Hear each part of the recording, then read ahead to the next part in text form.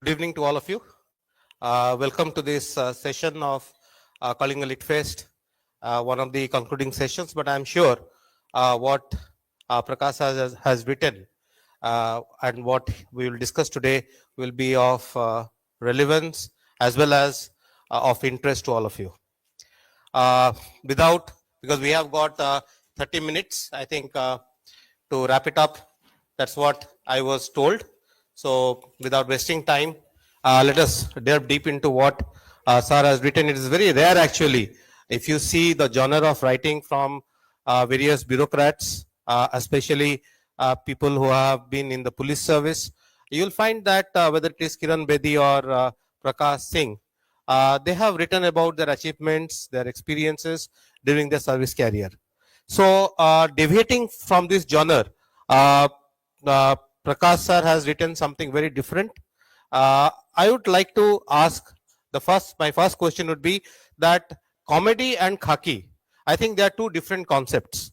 Khaki basically denotes authority, brutal authority of the state power, whereas comedy is something which is a different facet of one's life. So my first question to sir would be, how does he reconcile the two seemingly contradictory facts? And he has thought about writing, how this idea came to his mind to write about something which is apparently on the face of it seems quite contradictory. Sir, over to you. Your first thoughts. Well, thank you, Sambit, and thank you, audience, for being here. I think a lot of known faces, which in a way is good and in some ways quite intimidating also. So I think Sambit has asked a question which I think has gone through the minds of many people, including mine when I started writing it. In fact, the title to many seemed oxymoronic, khakee and laughter, and then the other question which he asked is, why didn't you write about your achievements rather than something silly like this? So the first thing I would like to answer is, why did I write this and not my achievements? I would say that maybe I didn't have any achievements, nor did I have any pretensions of being a big or a hallowed police officer. I never rose to the cult status which many achieved or thought they achieved. And the second thing which prompted me not to write about achievements is basically I thought that we are paid to do our duties, so there is no point in tom-tomming this, because I think public institutions have a long life, and they have been running without personality. I think they keep on running, and just to say that I did this, I did that, and I kept everything afloat is something which I thought I felt was not proper, and so I started writing it in a very lighter way, and then when one or two chapters got completed, the idea got into my mind that if I finish some more, it could be compiled into a book. Before going to the press or something, I had shown it to some of my friends and colleagues who liked it, in a sense that it was something different, as you said.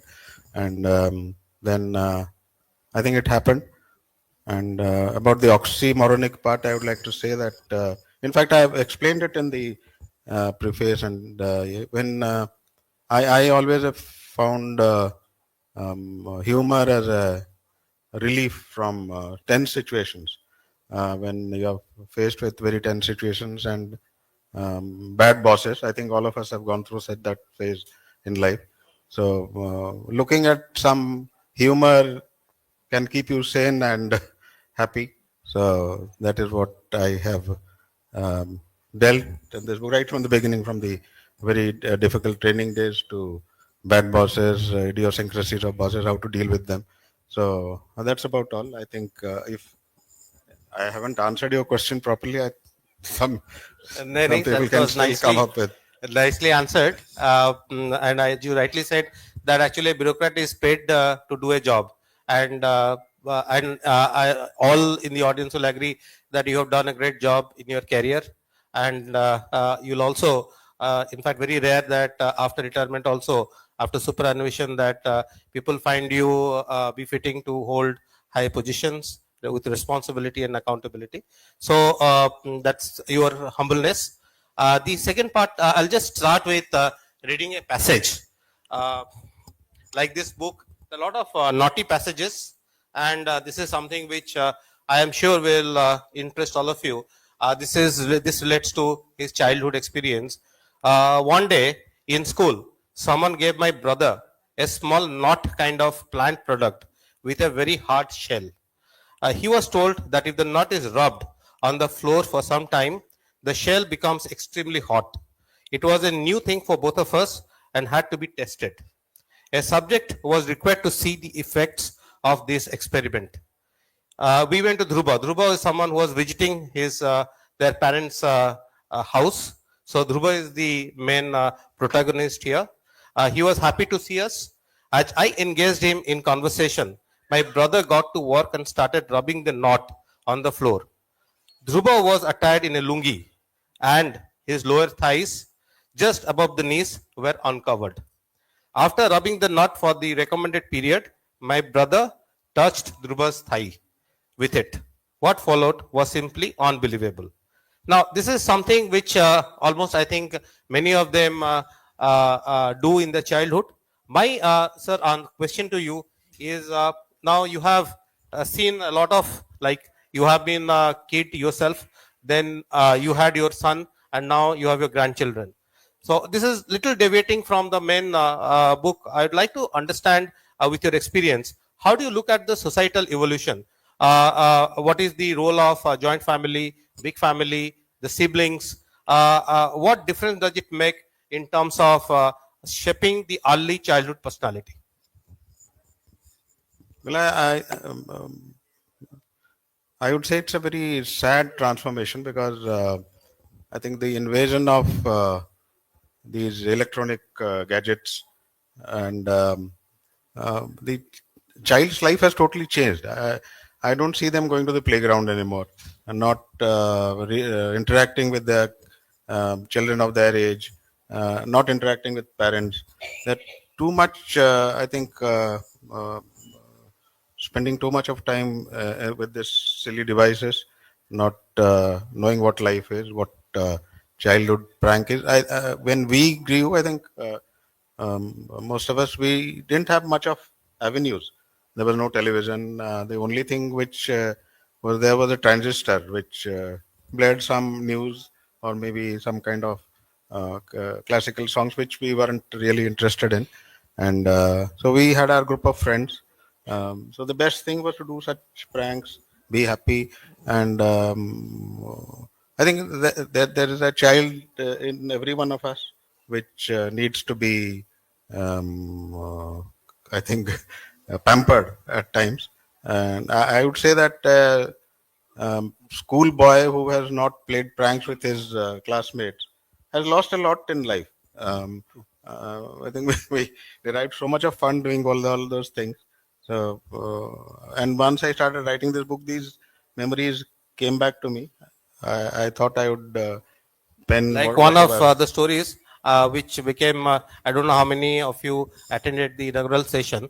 So there was this story where one of his classmates was asked, what is the achievement of Akbar?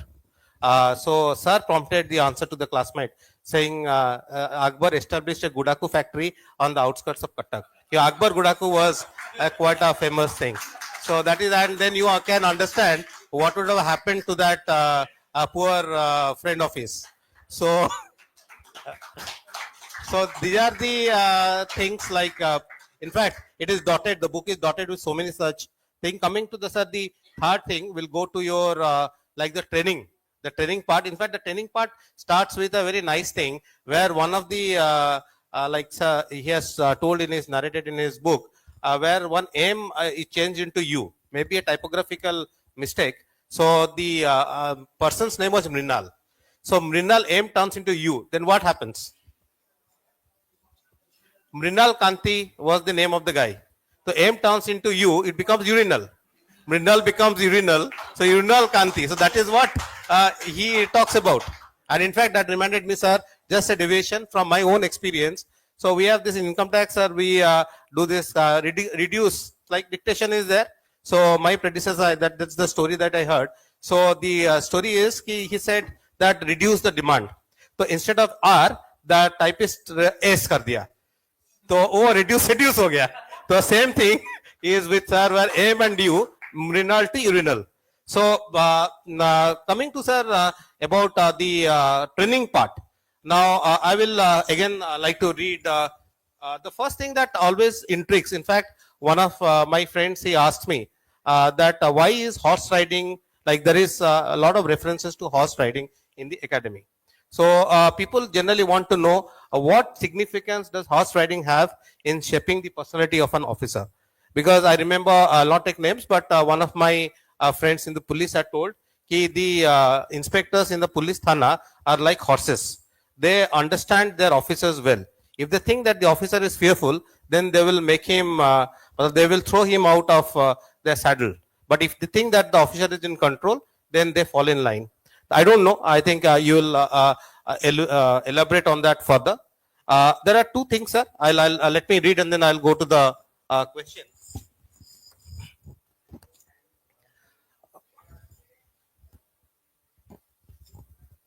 A new and complicated dimension. Now, this is when he went to the academy. A new and complicated dimension was added to this saga of horror, even before we had mounted a horse. Our first exposure to horses was when we are taught to saddle and bridle them. This involved standing near the horse, assembling the saddle and bridle, and then carefully placing them on it. One morning, when this exercise was on, Brar, our dear friend, screamed. The scream rattled all of us, including the instructors. Brar revealed that while he was busy putting the saddle on the back of his horse, the other horse standing near him bit him. That horses can bite too raised our apprehensions to new levels. Now, this is just a small anecdote but there are a lot of such anecdotes which are sprinkled in the whole book. The second, in fact, it's a very interesting what sir calls he had two roles. Now, this is the role that I was when I was narrating about as a trainee when he joined the academy. Later on, also he went on as a trainer. So he was deputed to the National Police Academy. And as sir narrated, that in the life of a bureaucrat, the most important part is the boss. If you have a good boss, then your life is heaven. If you have a bad boss, then you know what happens thereafter. So that is the only thing that matters in life of a bureaucrat.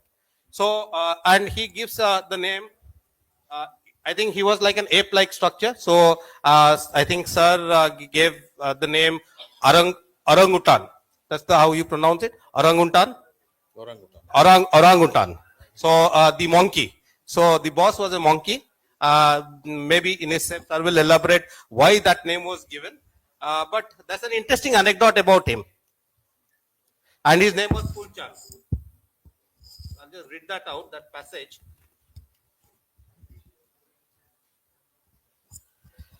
Fulchan stood out for his unique abilities. He was a police officer with virtually no experience of real policing.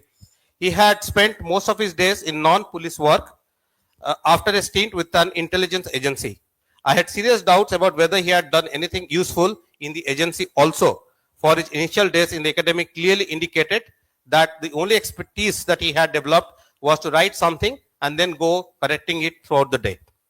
So, coming to the two questions, sir, which is even relevant today, is to what extent the training academy, they are able to discharge the responsibilities that is entrusted to them. Because in the civil services, people come from diverse backgrounds, from diverse socioeconomic contexts. So, from your experience, both as a trainee and as a trainer, how do you look at the training academy? And secondly, to what extent you think that things should change, including, as I referred to you earlier, horse riding. the relevance of horse riding, and maybe relevance of many other practices which a training academy does, thoughtfully or without thoughts. Your thoughts on those? Sambit is making me feel like appearing in the civil service interview. And he's prepared so many questions. And to answer his question about training, I think, Sambit, it's a serious subject. I think we'll be straying away from the main subject of humor. But in any case, since you have asked this question, and Horse, sir, horse. no, there are a lot of. I would come to that training part. This is something which I think I had given a lot of thought when I was in the academy. Bhaskar is there, and I think others are there who have gone through the rigmarole of this training and also have trained people. So I would only say that if we compare ourselves with the animal, I think what is the best age to train an animal, a dog or something? I think just below 1 year or something. After that, if you try to train, you would get a good bite. Nothing beyond that. They are quite hardened by then. So similarly in the civil service, we get people who already are. And during our time, it was average age was maybe 23, 24. Now it has risen to around 30. The time is not far where there's a lot of clamor that the age should be raised. It could go up to 40. So how do you train a person who is 30 years old? He already has set ideas about what he has to do. What So you can basically not do much tinkering with his mental makeup of or his ethical frame of mind, that how he is going to behave with others, how he is going to the level of honesty, integrity, the level of value system. They have already been built into him. So you really can't tinker with that. Only thing which you can impart is some skills. Like you can ask him to do a parade, ride a horse, learn law or something. Beyond that, I don't think there is much that can be done. So I would say that the real training would start at home for a child, or in the primary school, which we have badly neglected.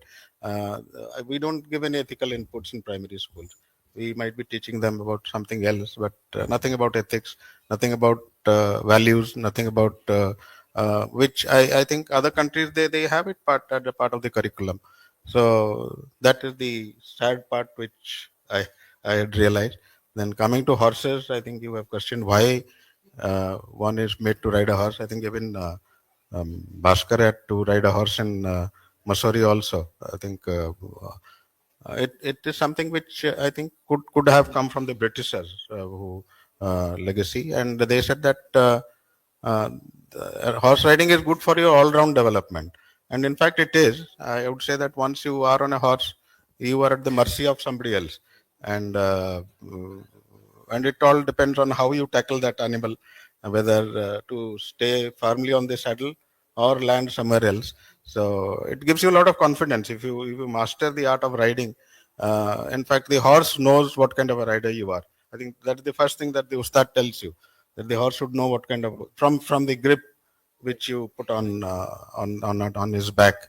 So that's possibly the reason why riding is a part of the curriculum, because it improves your self-confidence, self-esteem. I could control a horse, that I can control anyone. Thank you. The next question, sir, will be like sir has made a lot of references. Ajay said that the boss becomes a very important person in one's life. So he also has this lot of mentorship, like you have done mentorship, but sir has not told about because of the humor part. So I leave it to sir to tell about his experiences. Like he had one additional SP in Katak. Then when he went to Raurkela, again he had an issue with the person. So there are a lot of nice narratives. I would request all of you, I will refrain from reading it now, also because of paucity of time. But my thing would be that how do you tackle such unruly bosses? Did you actually at that point of time when you were confronted with such, I would say, bullying or kind of indifference or humiliation, insult, which generally happens, how does one young officer handle such situations? And in what way were you able to see the ordinariness of it or the humorous part of it? Well, I think all of us have had a fair share of idiosyncrasies of bosses. They come and go, but some could be very lucky in getting bosses who have been to their liking all through. But that's something which can be very rare. So I had my fair share of bosses who came up with all kind of things. But I would say that they weren't that bad that they would humiliate you or something like that. But there have been incidents which you may not have been to my liking, but that's part of the game. You have to go with it. You had mentioned about why this man was called orangutan Yes, in the yes, academy. that also part of the boss. That was because we had a very tragic incident when we were in the academy. A group of probationers went out and I think I got into a scuffle with some cigarette vendor after they had a few drinks outside, which was very unusual for people to go out and do that. So that created a lot of furor in the press, and then people came from Delhi to inquire why it happened and all. So this boss of ours initially uh, was quite. I mean, he wasn't really into the day-to-day administration, so he said you shouldn't go to such places to drink. You should go to bars, this, that. So he was saying that. So once he got a mouthful from the list, he changed his and became very serious. He said, "Now I'll take everything seriously. You are having a lot of fun in this academy. Your classrooms have ACs." So he took out the ACs and all, and so that the trainees suffer. And he didn't stop at that.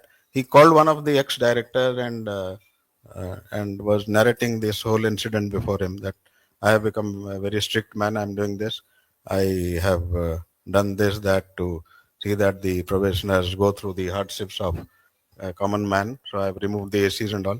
This gentleman was listening to everything very patiently. Then he said that anyone in this age who can even think like this is like an orangutan. So, so he, and then I could see a striking similarity in his look and that of a orangutan, because his mouth fell like, and he looked exactly like a orangutan whose banana has been snatched from him. So that's why the name orangutan. Nice, sir. Thank you. Uh, uh, Sir, you have this was most talked after once the book was released. The title of the chapter was Uncanny Boss. So I just wanted to understand this terminology, uncanny. So as usual, you can Google now. So Google gives you a lot of answers, and I got very interesting. Sir, I got very interesting results. Feeling of disquiet. The feeling of the uncanny means feeling of disquiet.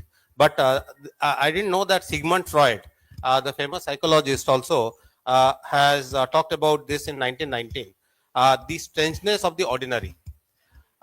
So this boss, who was quite uncanny, and whom you have described a lot of anecdotes about his attitudes, behavior, personality traits. What made you describe him as an uncanny, as an individual or as a person? Well, I have given names to almost all the bosses, and most of the names which I've mentioned in this book are not the real names, except for a few who I had a feeling wouldn't come back to me and hit me. So, so, so the others have been changed. So this particular chapter which you were referring to, Uncanny Boss, initially I thought it would be named as My Days with a Moron. So then there was a lot of, I think we started discussing, and people said that it will be too harsh, and of course, could have been quite befitting, but would be harsh. So I thought of changing it, and then this particular uncanny came up. Uncanny, I think a lot of, I think this particular word went through a lot of research after that my book came out in Odisha especially. And the best translation which I saw, which was quite interesting, was Bhautika Muniba, was one Odia Bhautika Muniba. translation of Uncanny Boss. So, uncanny to my mind was somebody who could behave abnormally, normally, unpredictable kind of a person who. So I think I had that in mind. So and let us not discuss about the character. Now, therefore, I just thought about the title, Uncanny. So I confine my thing to that only, sir. I'll not go beyond. It is up to the readers to read and then draw their own conclusions. Like comedy in khaki. So, sir also has been in politics, and now he also is holding a lot of responsibilities. So, I'm sure that there would be comedy in post khaki also. There would be a second edition where he finds also a lot of, and obviously, sir, you'll have more such anecdotes in post-retired life as you have ventured into politics and also right now part of the larger bureaucracy. This is not connected, but since we are, I think we'll also throw the, there will be some questions from the audience. See, the last questions are from my side would be, how do you look at the next 4 years journey? Nothing to do with the book, but then as someone who is right now in the saddle, riding the horse of Odisha's destiny. So, how do you look at the ride going ahead? I think it's too gracious of you to say that I would be shaping the destiny of the state. I think that's too much for me. But in any case, You have a role to play. I have come to a place. I think Bhaskar knows, Subha knows, something which I had discussed with them also before taking up the job. And one thing I can tell you for sure, that I have lost my freedom. I'm now a caged man sitting in office, which had really given up long ago. So, but there are many things which have to be done. In fact, we talk about it quite often, and there are so many areas which can be looked into. Like I said, the thing which has been very badly neglected, which the other day we are discussing with Subha, is our primary education, which is in absolute shambles, I would say. And a lot that can be done for the rural areas, which there's a lot of, I would say, just talk, but nothing really happening in the field. And so, if we could even plug 1 or 2% of the leakage or do something, I think that would mean a lot. So, I think that should be the endeavor of not only me, I think for everyone who loves the state. Yes, sir. True, sir. That is so. It's a exciting opportunity lying ahead. So a lot of hands. Who is the timekeeper here? Who is the timekeeper? We have time, no? So you can start.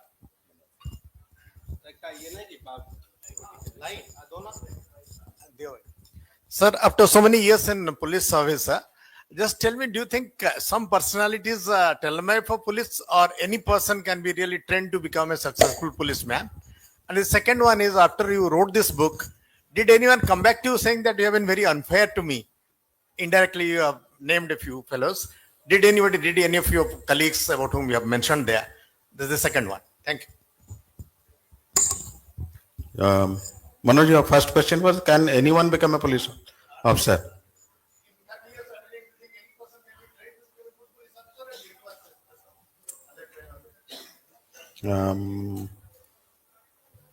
I think it all depends on that person concerned. I think a lot of people have joined the service, have repented throughout their life that that's not the right job for them. And but if someone takes a liking to the job, I think it's a job with ample opportunities and scope to work for the people in general. So most of the people adapt very well, but there is always chance of a few not adapting too well. Not only in the police, I think in all other service there have been people who don't like income tax, who don't like administration, they resign and go away. So you have that kind of people everywhere. But I would say that life in police has been quite interesting for me, at least. I loved every part of it. And your other question was about. Get back to you. No, not directly, but indirectly. You heard that my effigy was burnt, which raised my morale quite high because I thought I was rising in the hierarchy of a public leader. Then the book was also burnt, which increased its sale, and but nobody came to me directly and questioned me. In the morning, sir, Vikram Sampath also said that his effigy was burned. And the effigy burning is a good sign for a person. So then you are blessed that way. Yeah, Prakash, my name is Devashish, and good afternoon. Taking cue from the questions and your thoughts on doing something in education, especially elementary education and initial stage of education, and non-digitization, which you said the mobile, destroying the whole ecosystem per se. Is there something in which you're thinking on the lines of what Finland or Belgium or Australia have done in terms of removing this, thing about not giving digitalization to the initial years of formation? And if so, because it's again something which can't be done by the state level, because though some of it can be done because the education again is in the concurrent list. So are you looking at trying to do something like that, or will it be just be more which are rundown kind of plugins, which obviously are many, but are you going to take some drastic step like that, or what is there in your process or in your thought which you want to push? I mean, again, it's something which cannot just be done by one person, but is there an idea that which you're going to think of pushing in that direction, which is like removing digitization or mobile or digits or any devices in the very early stage? Why I'm asking this, also we are into the area of pre-elementary education. Yeah. Yeah, I think I am too small a person to take decisions like that, like banning mobiles in schools or in the society in general. But yes, I think there are certain good things that we can learn from abroad, and it's not that people are not thinking in those lines. I haven't really heard anyone saying it in public, but if something good is happening somewhere else in the world, I think it's time that we review that, the pros and cons, and try to adapt good things. I think in training, when we were in the academy, there was a concept of good practices. I think everywhere we have compilation of good practices everywhere in the world, in this country itself. Compile them, tell it to the trainees, and so such kind of things can be taken. Last two questions, but kindly be very brief. Yes, sir. आगे आगे So we have to take only one last question, sir, please.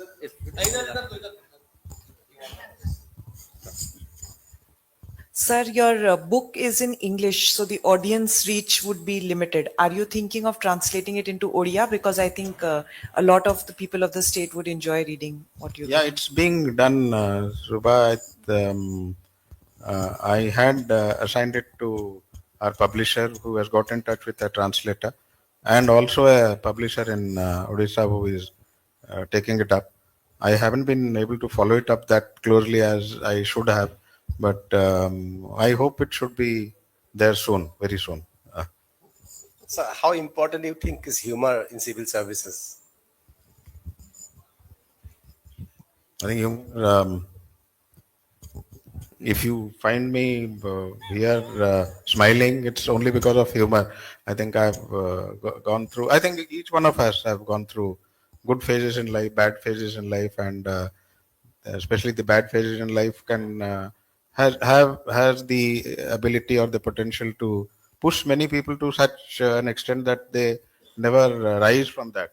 They develop a lot of kinks in their character, a lot of rancor in their mind, and so humor is one thing which keeps you out of that. That's my personal feeling, and that has kept me out of, and I maintain my equilibrium and balance, and I think I'm enjoying life. I really enjoyed writing this book, but each line of it, when I was writing, I enjoyed it. So that's something which was really nice, really nice. Sir has written this last: a day without laughter is a day wasted. So I think that sums up the entire thing, and that is Charlie Chaplin, and that's how the book starts. So I think thank you very much for the opportunity, And thank you, sir, for gracing this occasion and the organizers for giving this platform. Thank you so much. As we come to an end with this conversation, I would thank Sambit sir and Prakash sir for the insightful and hilarious conversation on comedy in khaki. I would also request Ashok sir to come up on stage and felicitate our speakers.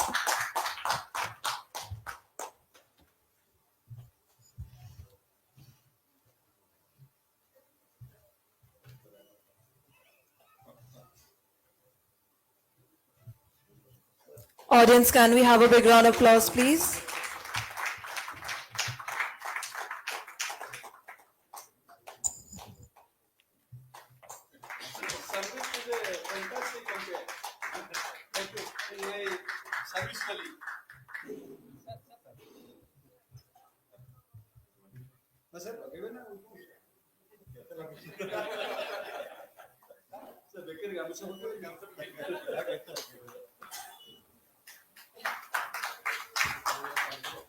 Just a second, sir. Please. Just a second, sir. Just a second, sir. Just a second. Thank you so much, sir.